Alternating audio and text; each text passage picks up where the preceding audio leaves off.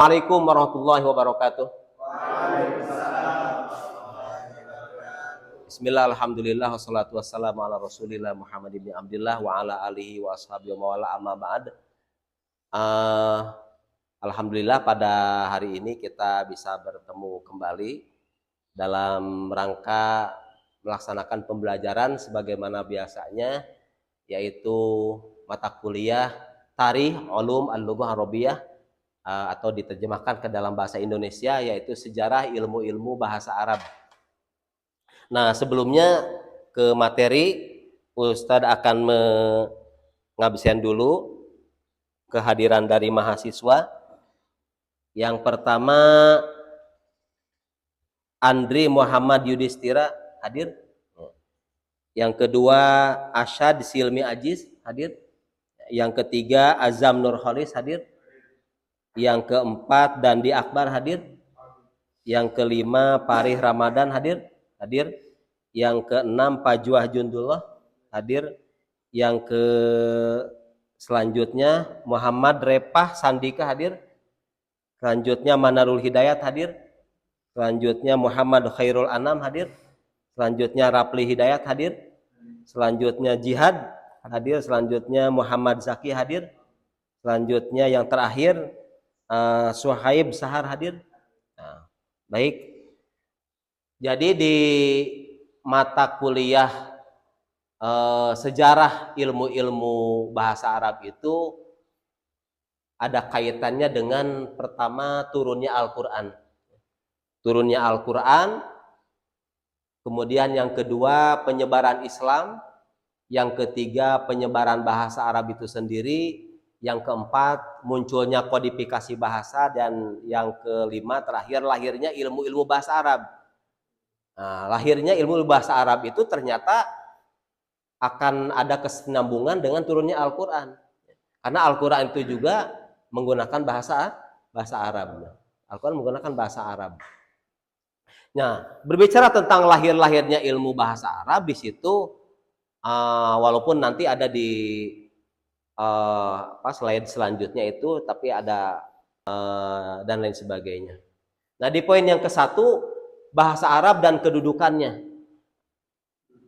Yang pertama adalah salah satu bahasa tertua yang masih hidup. Jadi bahasa Arab bahasa tertua. Ya. Walaupun memang sekarang yang bahasa dunia itu adalah bahasa Inggris. Ya. Tapi bahasa Arab itu bahasa tertua. Ya, bahasa tertua. Bahkan nabi-nabi juga ini, ya, kaitannya, bahkan nabi-nabi juga dilahirkan mayoritas banyaknya di Timur Tengah. Ya, Timur Tengah yang menggunakan bahasa Arab. Itu. Nabi dilahirkan di mana? Ada yang di Mesir, Nabi dilahirkan ada yang di Damaskus, Nabi ada yang dilahirkan di Saudi Arabia itu sendiri, Mekah, Madinah, yaitu Nabi kita Nabi Muhammad SAW. Kemudian yang kedua, di poin bahasa Arab dan kedudukannya itu digunakan oleh jutaan manusia di berbagai belahan dunia. Ya, bahasa Arab itu. Ya, seperti sekarang bahasa Arab digunakan di Mesir, kemudian bahasa Arab digunakan di Saudi Arabia itu sendiri, kemudian bahasa Arab digunakan di Maroko, bahasa Arab digunakan di Tunisia dan sebagainya, masih banyak ya, termasuk di Yaman. Yang ketiga, di poin 1, bahasa Arab dan kedudukannya adalah menjadi bahasa Al-Quran, agama, ilmu pengetahuan, peradaban, dan kebudayaan Islam. Jadi bahasa Al-Quran. Ya, Al-Fatihah bahasa apa itu? Bahasa Arab. Alhamdulillahirabbil alamin sampai selesai ya. Bahasa Arab sebagai ilmu pengetahuan, ya. Ilmu pengetahuan, sakofah, wawasan, ya. Ilmu tafsir, ya. Memahami tentang itu kajian filsafat, akidah, peradaban, hadoroh, ya. Bahasa Arab sebagai peradaban, bahasa Arab sebagai kebudayaan juga, kebudayaan. Nah, kita mengenal juga munculnya para ulama-ulama, kaitan bahasa Arab dengan tasawuf juga ada, ya. Di antaranya muncul seperti Imam Al-Ghazali sebagainya gitu. Nah, ini yang menyebabkan bahasa Arab dan korelasi dengan Iran, ya, Persia gitu. Bahkan banyak ulama-ulama bahasa itu dari Persia gitu, Persia, ya. Kemudian Afrika Utara, ya. Kita kenal di sana ada Mesir juga masuk Afrika. Kemudian Tunisia juga ada universitas berbasis keislaman.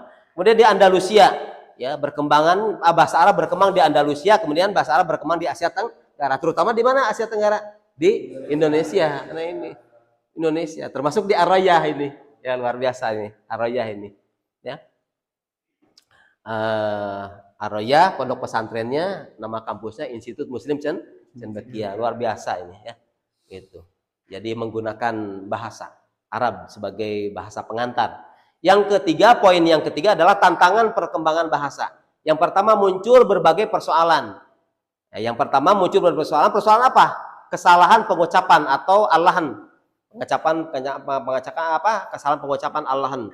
Ini kaitannya juga tidak menutup kemungkinan dengan tajwid. Ya, dengan tajwid gitu. Dalam penulisan aja ada ha, ada kho, ada jim. Nah gitu. Ha tanpa titik, kho titiknya di atas, jim titiknya di tengah. Nah ini nih ya. Bagaimana cara membaca ha, bagaimana cara membaca kho, bagaimana cara membaca jim. Nah itu. Bagaimana cara membaca jim ya. Afwan. Kemudian perubahan struktur bahasa ya. Di dalam munculnya persoalan ya di komputer, kemudian internet dan yang lain, kemudian handphone sebagainya ya.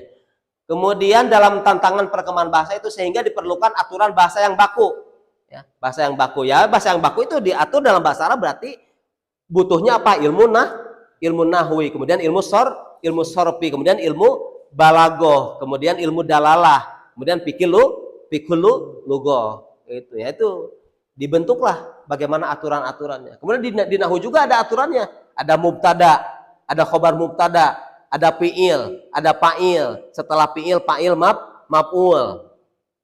Gitu. Kemudian kesananya ada hal, ada apa lagi? Ada mudhof ilaih. Itu apa ya? Diatur oleh apa? Bahasa yang baku. Kemudian yang poin yang keempat adalah lahirnya ilmu bahasa Arab. Jadi setelah poin 1 pola bahasa Arab dan kedudukannya, poin 1, setelah yang poin 2 penyebaran bahasa Arab, setelah poin yang ketiga tantangan perkembangan bahasa, setelah itu kemudian terakhir poin 4 muncullah lahir ilmu bahasa Arab. Karena apa? Karena sudah lahir yang tadi itu, Al-Quran sudah ada. Untuk menjaga Al-Quran, inna nahnu nazzalna dzikra wa inna lahu lahafidun. Ya, itu lahirnya ilmu bahasa Arab yang pertama untuk menjaga kemudian bahasa Al-Quran. Maka munculnya apa? Ilmu nahwi. Kemudian munculnya ilmu sorfi. Munculnya kemudian balagoh, arud, qawafi, mu'jam. Bagaimana cara menjadi karya yang bagus dalam kamus? Maka harus dipelajari, harus paham ilmu ma'ajim. Ya. Kemudian fikul lughah. Ya. Fikul lughah nama lainnya adalah filologi. Ya. Kemudian selanjutnya dalam lahirnya ilmu bahasa Arab perkembangannya berlangsung dari yang pertama tradisi apa? Tradisi lisan disebut syafahiyah. Kemudian yang kedua tadwin. Tadwin itu kodifikasi itu adalah mulai penulisan. Kemudian yang ketiga terakhir adalah masa keemasan. Pakar dalam bidang ilmu dalalah atau semantik ya, ilmu semantik itu. Taib. Nah, kita lanjut lagi. Kemudian di sini al-ulum al-lughah arabiyah, ilmu bahasa Arab itu yang pertama di sini bisa dilihat ada an-nahwu, ilmu nahwi, kemudian ilmu sorfi, kemudian ilmu balaghah, ya, kemudian ilmu arud, ada ilmu qawafi, ilmu ma'ajim. Ilmu ma'ajim itu ilmu mujam atau leksikografi, bagaimana cara menulis kamus yang baik dan benar. Kemudian kesananya ada fikul lughah. Lahjah Mesir dengan lahjah Saudi beda tidak? Beda. Walaupun seperti gini aja, kalau di Melayu itu Melayu Indonesia dengan Melayu Malaysia ya, Melayu Indonesia itu. Ini sedikit-sedikit tentang itu. Kemudian ilmu dalalah atau ilmu dilalah ya. Inti pembahasan ya, seluruh cabang ilmu bahasa Arab berkembang untuk menjaga ketepatan penggunaan bahasa Arab dan membantu memahami Al-Quran, hadis, serta hazanah keilmuan Islam sesuai kaidah yang benar. Ya, taib. Kemudian selanjutnya latar belakang lahirnya ilmu-ilmu bahasa Arab. Ya. Latar belakang kenapa lahir ilmu bahasa Arab? Kenapa lahir ilmu nahwu? Kenapa lahir? Ilmu ini dalam pembahasan bacaan bahasa Indonesia ya. Harusnya ilmu nahwi ya. Nah, tapi karena sudah jadi bahasa Indonesia, ilmu nahwu ya. Ilmu nahwu, kemudian ilmu sorof. Kenapa itu? Kemudian ilmu balaghah. Karena kebutuhan dalam memahami tafsir. Makanya sekarang di kontemporer tidak sedikit muncul tafsir lugawi. Ya. Al-Qur'an didekati dengan bahasa. Boleh, bisa. Kemudian kebutuhan dalam memahami hadis. Gimana mau memahami hadis? Sedangkan bahasa Arabnya juga tidak bisa, belum paham, ya gitu ya. Nah, kemudian selanjutnya fenomena lahan, ya tadi itu meningkatnya karena ada huruf ila, itu kaidahnya. Tidak bisa dibaca ilal baitu. Menurut apa? Nah, ini sudah karena fenomena lahan ini. Disusunlah ilmu ilmu nahwi, cara pembacaan yang baik. Kemudian selanjutnya ilmu sorof sebagainya gitu ya. Nah, kenapa dibaca doroba? Kenapa jadi baca yadribu? Kenapa jadi baca idrib? Nah itu jadi penerjemahan yang berbeda. Doroba telah menolong, telah memukul. Kemudian yadribu sedang memukul, idrib pukul lah. Itu ya, inilah karakteristik dari bahasa Arab dibanding dengan bahasa yang lain, terutama bahasa Indonesia. Baik, mubtada. Mubtada bagian daripada ilmu apa? Ilmu nahwi atau ilmu nahwi itu ilmu nahwi yang benar bahasa Arabnya. Kalau sudah pembacaan bahasa Indonesia ilmu nahwu ya gitu ya. Gitu. Kemudian meluasnya wilayah Islam.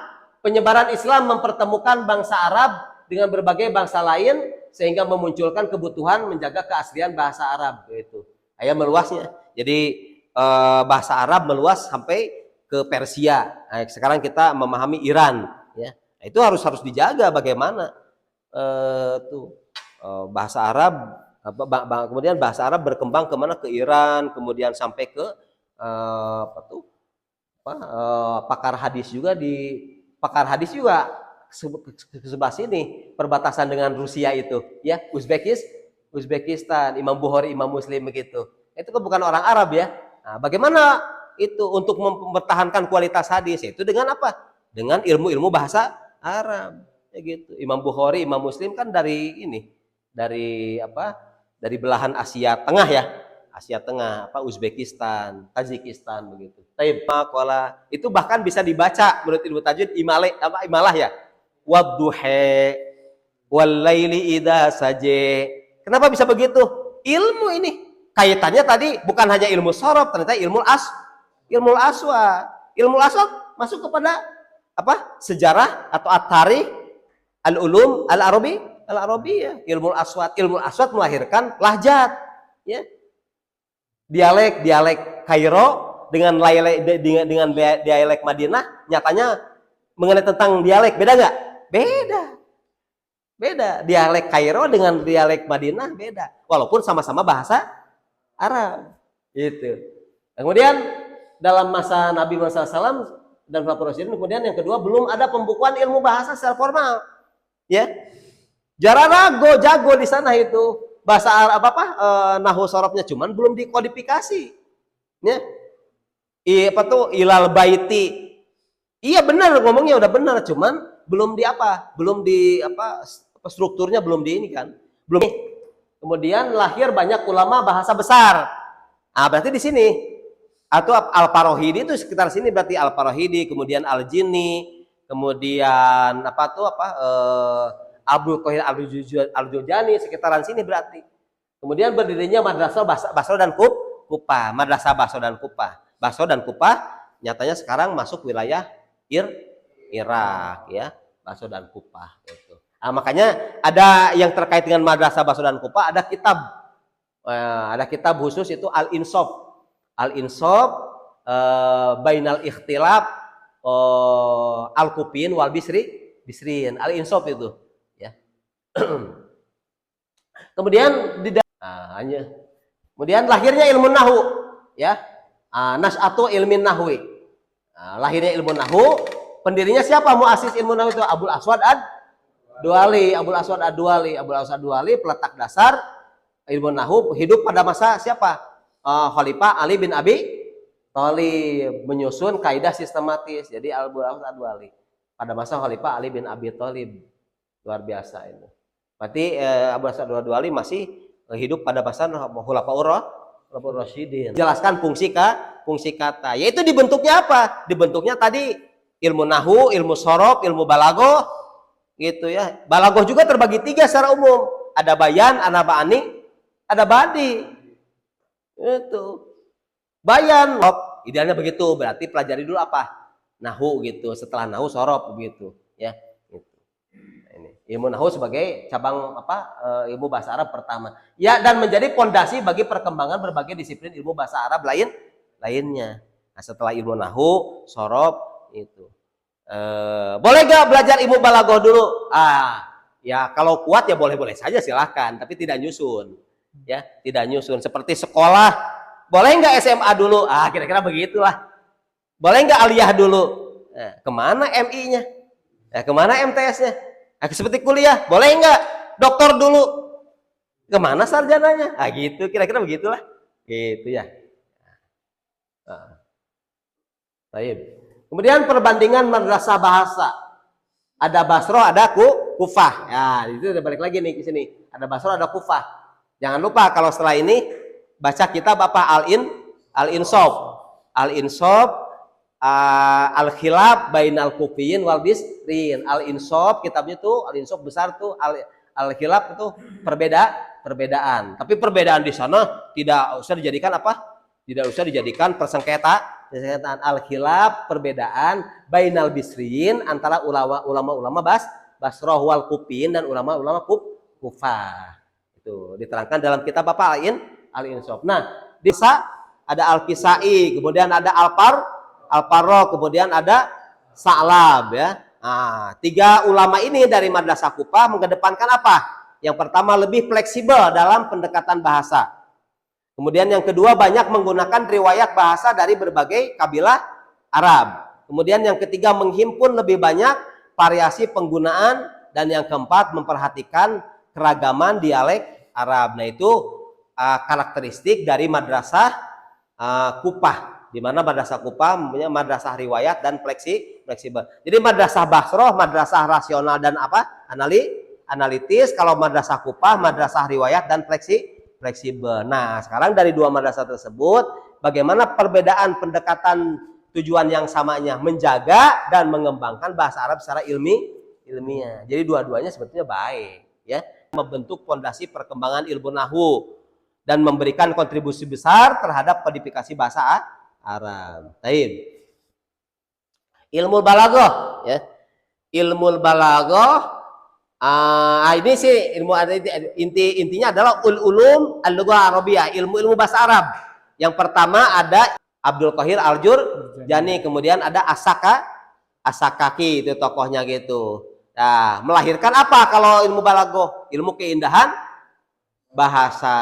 Kemudian dalam ilmu bahasa Arab juga ada ilmu shorof. Apa ilmu shorof? Ada fokus kajiannya apa ilmu shorof? Mempelajari perubahan bentuk nasron, bahwa nasirun, kemudian unsur ya.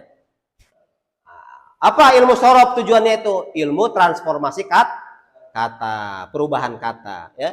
Kemudian selanjutnya dalam ilmu bahasa Arab ada apa lagi? Ada ilmu ma'ajim. Ilmu ma'ajim Krapiak ya, Jawa Tengah, macam-macam. Nah, itu bagaimana cara mempelajari membuat kamus yang baik, maka harus mempelajari ilmu ma'ajim. Kamus pertama disusun oleh siapa pertama kali? Al-Khalil bin Ahmad Al-Farahidi. Fungsi dari ilmu arud wal qafi apa? Ilmu irama dan syair Arab. Jadi bahasa Arab juga ada iramanya. Itu. Jangan salah, lagu-lagu Arab enak juga kan? Nah, itu lagu-lagu Arab enak. Nah, ini maka berarti apa tuh penyanyi-penyanyi Arab itu paham ilmu arud. Bukan paham secara otomatis merasakan ilmu ini gitu. Ya, kemudian selanjutnya dalam ilmu bahasa Arab juga ada fiqhul lughah. Fiqhul lughah namanya apa? Filologi ya. Di situ ada apa fokus kajiannya? Fiqhul lughah ada hakikat bahasa Islam. Jadi bahasa Arab dengan bahasa Al-Qur'an ternyata sinergi ya, atau munasabah, ada hubungan, ada kesesuaian. Baik. Nah, sekarang tokoh-tokohnya nih.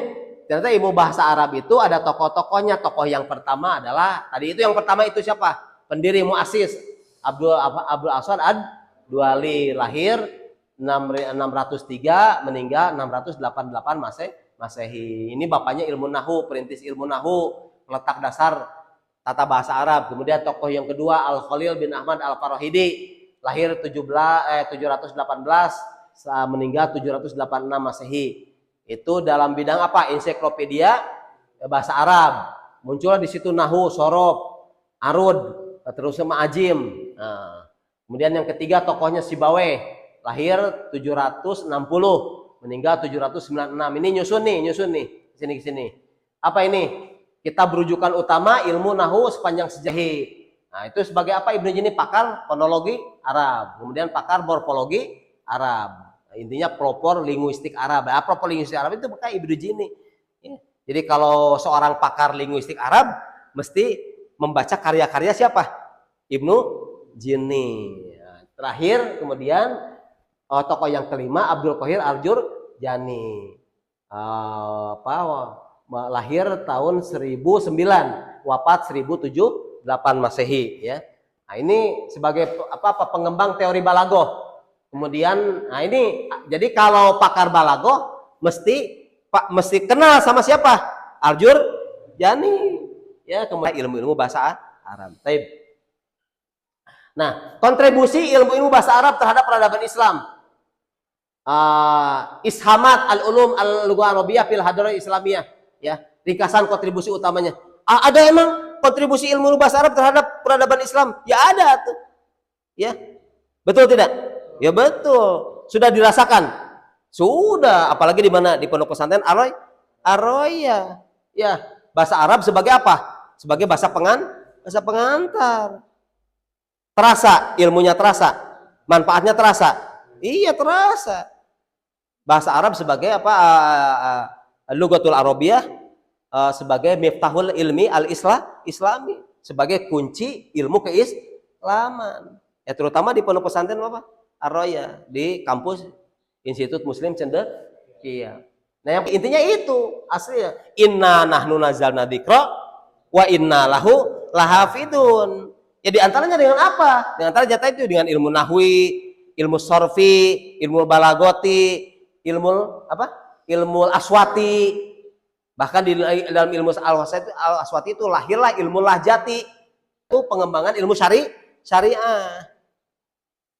Kemudian yang ketiga, mendorong kemajuan ilmu pengetahuan. Bahasa Arab menjadi bahasa internasional, ilmu pengetahuan pada abad pertengahan. Nah, sampai sekarang, ya, walaupun kadang-kadang suka disandingkan dengan bahasa Inggris, memang gitu, ya, itu. Bahasa Arab juga banyak penggunanya begitu, terutama di Timur Tengah. Nah, kalau kita haji, umroh, bisa bahasa Arab, enak, kayak nggak enak gimana, karena memang apa penggunanya di sana gitu. Ya, berarti bahasa Inggris juga pada hakikatnya bahasa punya Allah, ya, terutama bahasa Arab. Ya, bahasa Arab luar biasa, sangat ininya sangat mazayanya, sangat istimewanya dibanding bahasa yang lain. Kemudian yang selanjutnya yang terakhir kemudian yang berbednya apa? Alfiyah itu masih klasik begitu, ya. Masih klasik ya. Apalagi yang tadi itu Alkitab, ya. Kemudian karangan Ibnu Jini dan sebagainya. Kemudian menjadi warisan intelektual bagi dunia Islam. Ya. Dari kuliah hari ini adalah ilmu-ilmu bahasa Arab lahir untuk menjaga bahasa Al-Quran. Intinya itu. Sepakat? Iya. Ilmu-ilmu bahasa Arab lahir mana? Ilmu sorob, ilmu nahu, ilmu sorob, ilmu balagoh, ilmu aswat, ilmu dalalah dan sebagainya, fikih lughah, itu untuk menjaga bahasa Al-Quran. Intinya itu. Ya. Karena luar biasa kita sholat membaca apa? Al-Quran, terutama surat apa? Al-Fatihah. Al-Fatihah ada dalam Al-Quran. Untuk menjaga itu, berkembangnya melalui kontribusi para ulama besar. Di antaranya yang tadi itu siapa? Ibnu Jini, Abdul Aswad Ad-Duali, Al-Farahidi, Al-Jurjani dan sebagainya. Ya. Dan menjadi salah satu fondasi utama peradaban Islam hingga masa modern, termasuk tadi di kalangan sana itu masa modern ada Dr. Tamam Hasan, kemudian ada Dr. Syauqi Doib, kemudian ada Dr. Ahmad Mutar Umar dengan perjalanan ilmu bahasa Arab tahap yang pertama itu. Ya, kemudian muncul bahasa Al-Qur'an. Tahap yang pertama bahasa Al-Qur'an dulu. Tahap yang pertama dalam ilmu bahasa Arab itu tahap pertama bahasa Al-Qur'an. Gimana mau mengagungkan bahasa Arab? Karena bahasa Arab itu sendiri diagungkan oleh Al-Qur'an. Gitu. Bahasa Arab itu tidak akan agung kalau Allah tidak menurunkan wahyu dengan menggunakan bahasa Arab. Gitu. Luar biasa makanya ini ya. Allah memilih bahasa Arab menjadi bahasa Al-Qur'an ya. Gitu. Kemudian tahap yang kedua perkembangan peradaban Islam, meluasnya wilayah Islam, mendorong kebutuhan penyusunan kaidah bahasa Arab secara sistematis sampai perluasan Islam ke Asia Tenggara. Sosok siapa? Al-Jurjani. Ada pertanyaan. Cara ilmu bahasa Arab, ya. Ya, intinya adalah untuk menguji pemahaman tentang definisi dan ruang lingkup, ya. Memahami ruang lingkup apa? Ruang lingkup bagaimana kita itu di sini kan ada yang seneng mungkin nanti ada yang jadi pakar nahu gitu. Itu orang sekonyong-konyong namain kota Ciamis gitu. Nggak mungkin, pasti ada sejarahnya. Ya, ini juga sama ini. Kayak gitu ya. Jadi pertanyaan satu, apa yang dimaksud dengan sejarah ilmu bahasa Arab? Jadi intinya adalah untuk memahami tentang definisi dan ruang lingkup bagaimana seseorang untuk approach mendekati sebelum mendekati pelajaran nahu, sebelum pelajaran sorob, sebelum pelajaran balagoh dan lainnya. Dari mengenal dulu, kenal dulu, ya. Enggak sekonyong-konyong kita tembak gitu, ya. Aku cinta kamu gitu. Sedangkan namanya tidak tahu, gitu. Ini mesti ini konslet itu kalau risik itu. Konslet itu. Pertama menjaga Al-Quran. Siapa yang mau menjaga Al-Quran kecuali kita sebagai umat Muslim? Ya kata Allah, inna nahnu nazzalna dzikra wa inna lahu lahafidun. Inna, maka menggunakan kata inna kan, gitu. Nah di situ juga mengajarkan bahwa Allah juga, jangankan kita sebagai manusia, Allah juga sopan kepada hambanya. Ya, itu. Jadi kalau kita itu ini ajaran betul-betul ajaran ajaran bahasa Al-Quran itu, ya, mengajarkan kepada kita kesopanan, ya. Jadi kalau kita kesal kepada orang juga, Al-Quran tidak menggunakan kata egoisitas, egois gitu ya, gitu. Ya.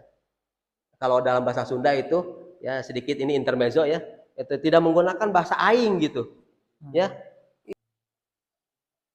Semuanya sudah tercakup dalam Al-Quran. Nah ini nih, bagaimana latar belakang munculnya ilmu bahasa Arab untuk menjaga bahasa Al-Quran. Itu yang intinya. Kemudian turun ke sininya untuk menjaga hadis, ke sininya peradaban itu sendiri gitu. Oh, ke sininya terus banyak aja ke sininya. Kemudian modern ke sini Abbasi sampai sekarang. Abbasi sudah modern. Sudah kategori modern sampai kapan? Sampai sekarang, sampai sini. Bahkan sekarang itu bukan hanya modern lagi, berarti kontemporer, ya. Objeknya menganalisis perjalanan ilmu bahasa. Yang pertanyaan keempat, ya. Siapa saja tokoh-tokoh penting dalam perkembangan ilmu bahasa Arab? Yang pertama siapa tadi? Abul Aswad, muassis dulu. Muassis Abul Aswad Ad-Duali, ya. Muassis pendiri Abul Aswad Ad-Duali. Yang kesananya boleh ngacak lah, silakanlah gitu.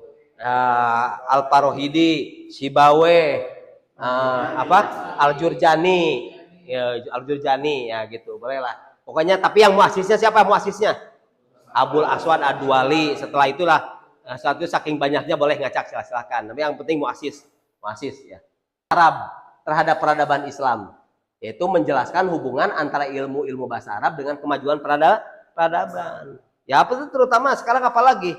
Ada laptop, ya. Kemudian ada iPhone. Ya, dihubungkan dengan itu.